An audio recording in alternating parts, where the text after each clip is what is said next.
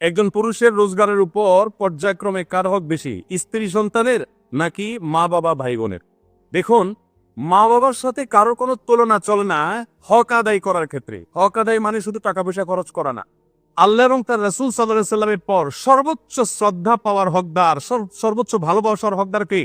মা এবং বাবা। মা বাবার চাইতে বেশি ভালোবাসা পাওয়ার হকদার পৃথিবীতে আর কেউ, শ্রদ্ধার হকদার আর কেউ। কিন্তু অর্থ ব্যয় করার ব্যাপারটা একটু ভিন্ন।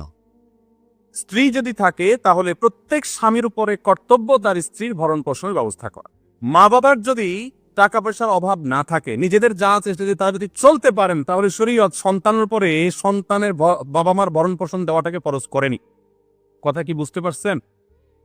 কিন্তু মা বাবার প্রতি শ্রদ্ধা দেখানো, তাদের জন্য অর্থকরী নফল হিসাবেও খরচ করা, এটা আমৃত্যু, এমনকি মৃত্যুর পরেও করতে হবে, আজীবন করতে হবে, মৃত্যুর পরেও করতে হবে। স্ত্রীর সাথে তো যতদিন বৈবাহিক সম্পর্ক থাকে ততদিন, বৈবাহিক সম্পর্ক না থাকলে তখন আর তার ভরণ পোষণ আবশ্যক হবে না। অতএব এটা দেখে কেউ আবার এটা মনে করেন না যে ইসলাম কি মা বাবার উপর স্ত্রীকে অগ্রাধিকার দিয়েছে কিনা, মোটেই না।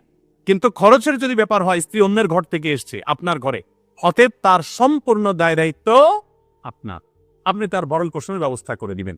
মা বাবা তাদের জন্য খরচ করবেন, যদি তাদের টান থাকে, যা আছে তাদের না হয়, তখন আপনার করে কর্তব্য হবে তাদের জন্য খরচ করা।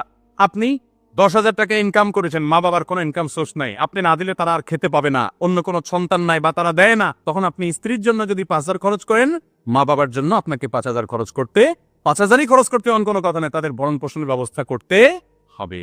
কথা কি বুঝতে পারছেন? তাহলে তাদের না থাকলে তখন আবশ্যক হবে, আর স্ত্রী থাকুক আর না থাকুক, সর্বাবস্থায় স্ত্রীর ভরণ পোষণ স্বামীর উপরে কর্তব্য।